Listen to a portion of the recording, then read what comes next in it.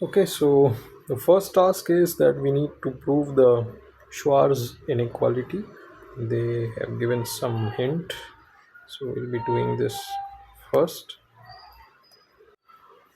Part A. This is part A. So what is the Schwarz inequality?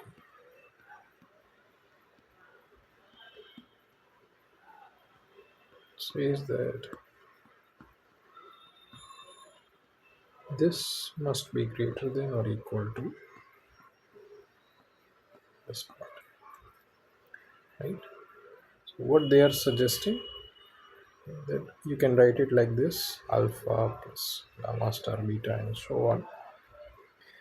So we know that for any complex number we can say that this will always be greater than or equal to 0. In terms of bracket notation, this is written as gamma gamma, the bracket gamma, which will be greater than or equal to 0, referred to as positive definite matrix, right? So suppose I write this state gamma as some linear combination of this. The reverse part will be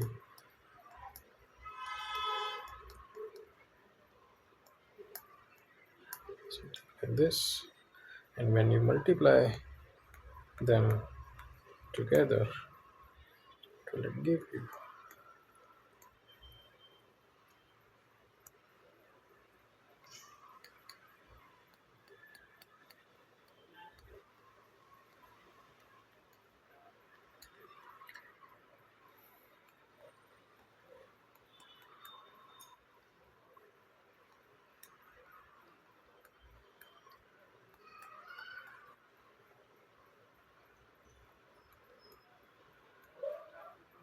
Okay, so we have the two terms alpha alpha and beta beta already. We need to get rid of this part. So one of the things is that we can take lambda to be beta alpha. If we take that, this will give me mod alpha beta square, right? So let's see. If we do that,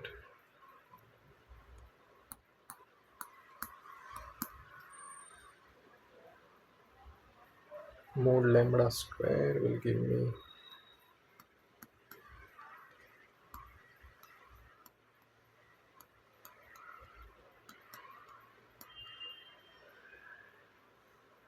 plus lambda star.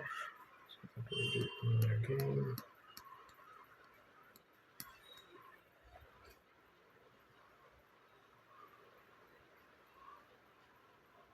Oh, okay. So lambda star alpha beta. Okay, yeah. This also going to give me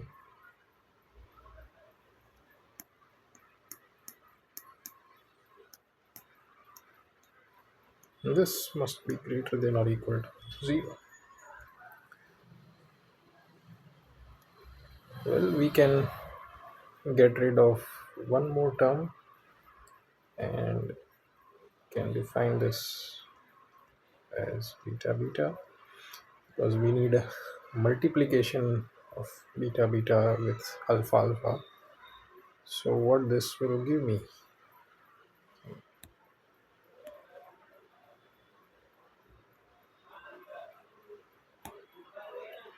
so this will, this is your mode lambda square, so this will give me beta beta whole mode square, or just the square, doesn't matter. And there is lambda star, so there is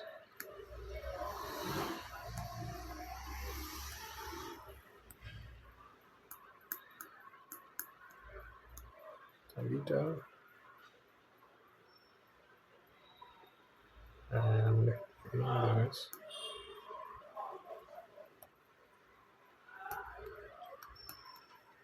theta.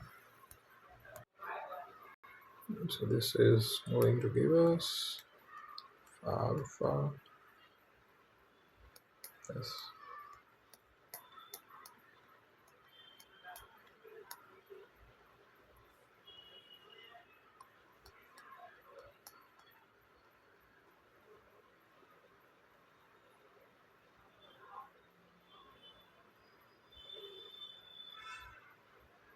this will be 3 times.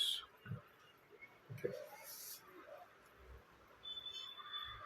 But we want a different kind of inequality where the right hand side is greater than or equal to 0.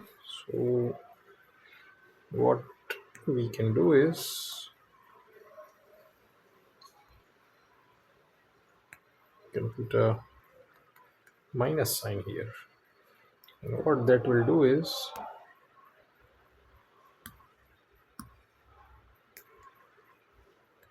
this will give us a minus sign here. And overall this will be greater than or equal to 0. So when I multiply everything by beta beta, what will this give us?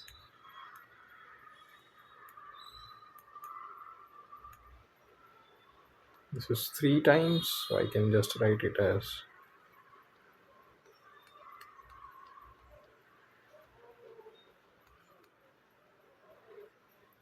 minus 2 times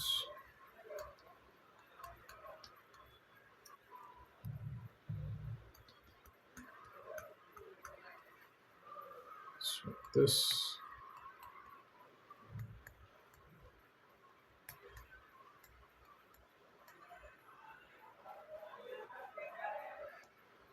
can write in general because this will be already greater than 0, so we can write this as the Cauchy in the Schwarz inequality form.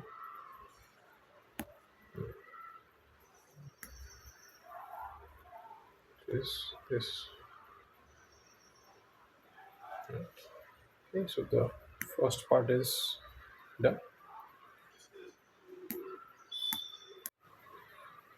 So next we are looking at this part that we need to show that the generalized uncertainty relation will hold as in it will saturate or become equal. Yeah, so equality sign when this condition is true, when lambda is purely imaginary and this condition is satisfied. Okay, so let's try to see that. So what we have, this is problem B. When delta A operates on alpha gives us lambda times B alpha. This is given. And if I take the complex conjugate of this part, will I have star B. And since lambda is purely imaginary, this will be minus lambda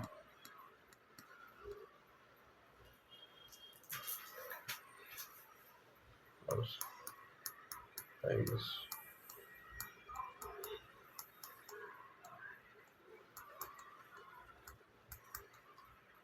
Okay, so okay, now the generalized uncertainty relation is something like this, equal to 1 by 4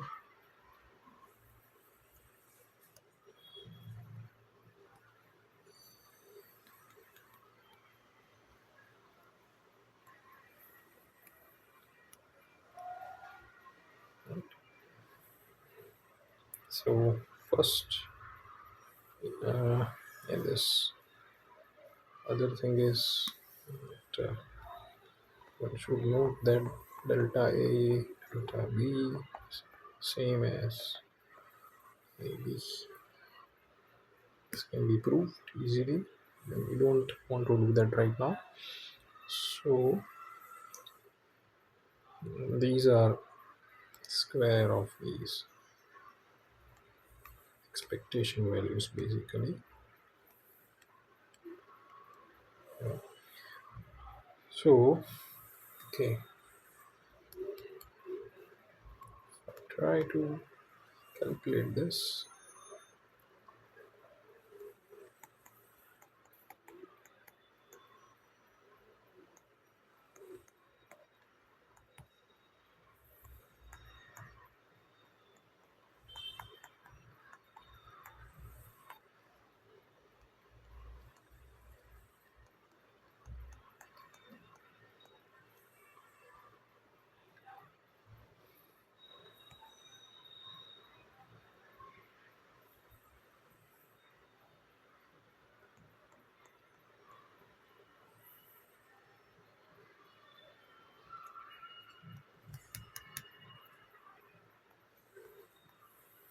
When delta A operates, this will give us minus lambda,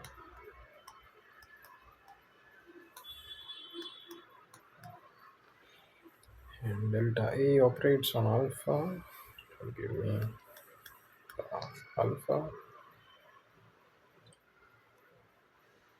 This will be delta B squared. Why? Because we know that delta A is lambda times delta beta. So this will add up, and okay, just right here, this will be equal to minus 2 lambda uh, these. Okay, so this is option 1. Okay. So now the another part to calculate this.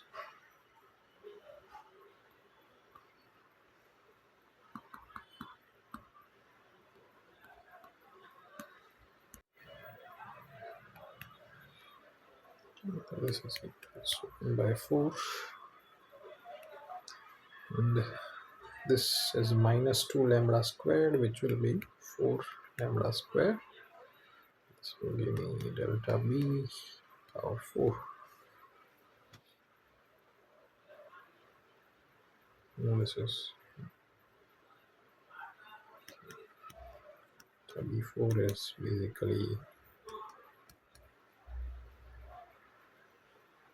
B4 average value.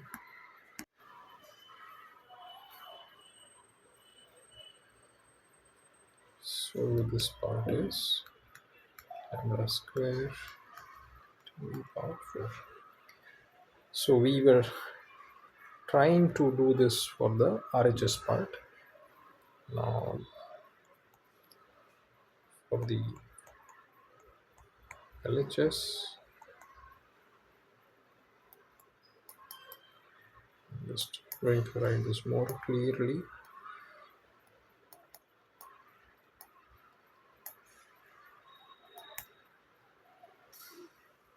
So delta A is lambda times delta B.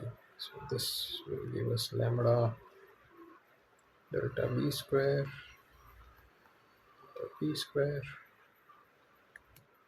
is equals to lambda square 4, which is equals to the RHS.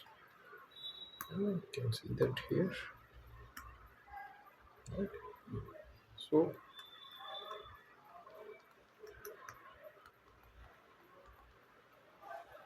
So we proved this second part as well. Okay, so that is done. Now we need to show that okay, this is the Gaussian wave packet. This part, this is a Gaussian. This form here is called the Gaussian. Whenever there is term like this, it's generally referred to as Gaussian. We need to show that it will satisfy the minimum uncertainty relation like this. And then there is one additional requirement. We'll look into that later, but we'll first try to prove that Gaussians satisfy the minimum uncertainty relation. Okay, so now we are entering the C part. So what they have written is there is some 2 pi d square. D is a sort of length, and then there is exponential I x prime, average value of momentum divided by h bar minus x prime minus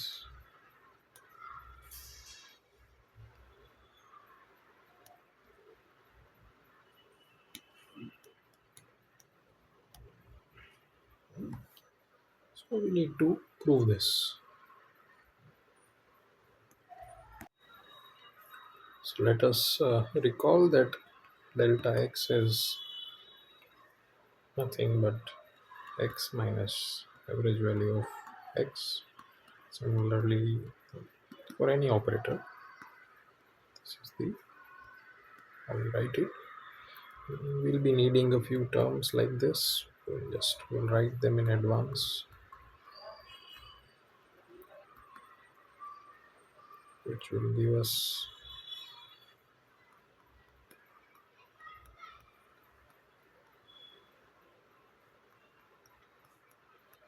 so x will operate on x prime, will give us that, and there is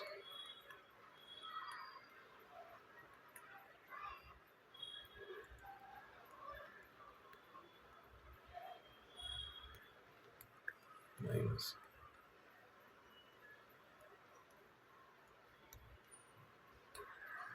there is x prime p alpha. This will be a constant, so we can take it outside, and we know what will this give us. It will be a derivative of x prime alpha. We can just write it like this. Right, okay, good. So I can write this separately as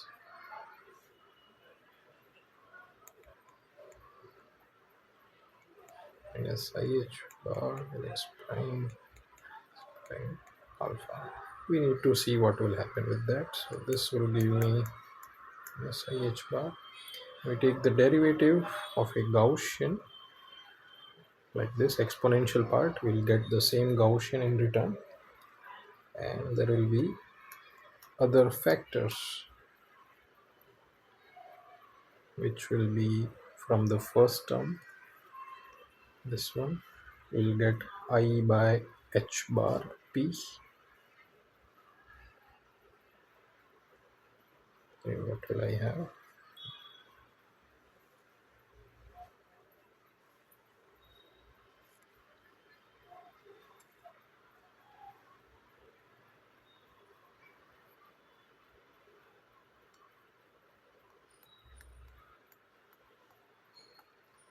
P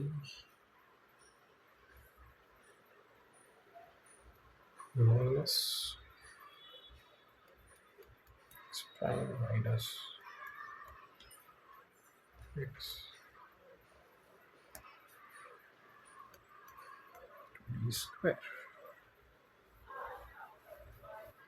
Okay, okay, fine.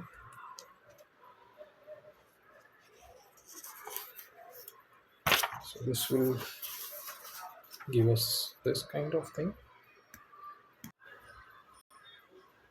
Okay, so if we move forward, it will give me ih bar will go inside. I can just write it like this.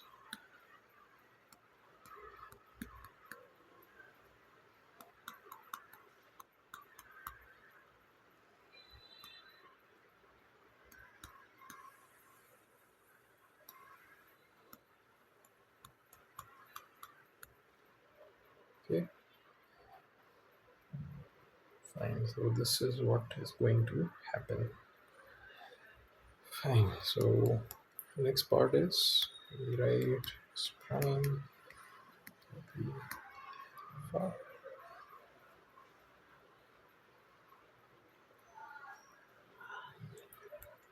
So we resolve this part, the first part. We have this form. The next part has average value of p. So what we can write, this p and this p will cancel. So the remaining part will be only this term actually. Yes. And can just write it like this.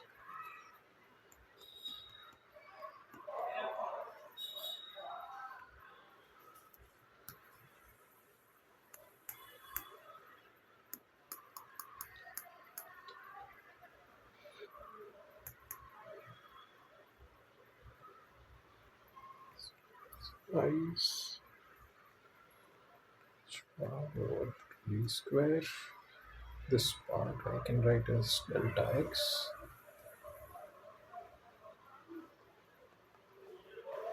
is prime alpha, and can simplify this and write I lambda x prime delta x alpha.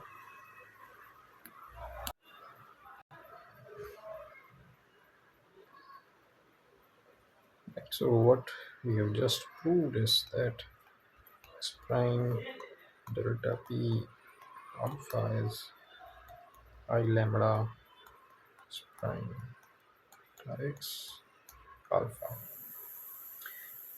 And what we need to see is this, whether this holds or not.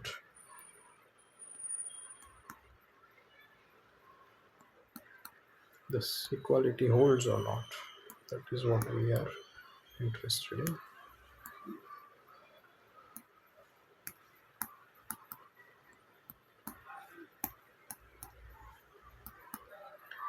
So we just showed right now that for two non-commuting observables, generalized uncertainty relation equality holds if one can write delta A is equals to lambda times. If they are related like this, where lambda is purely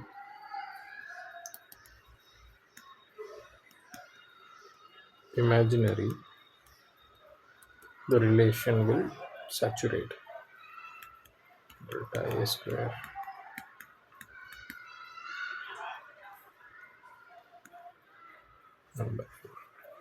This holds, and we also showed that for a Gaussian, the relation like this is observed between the delta p and delta x.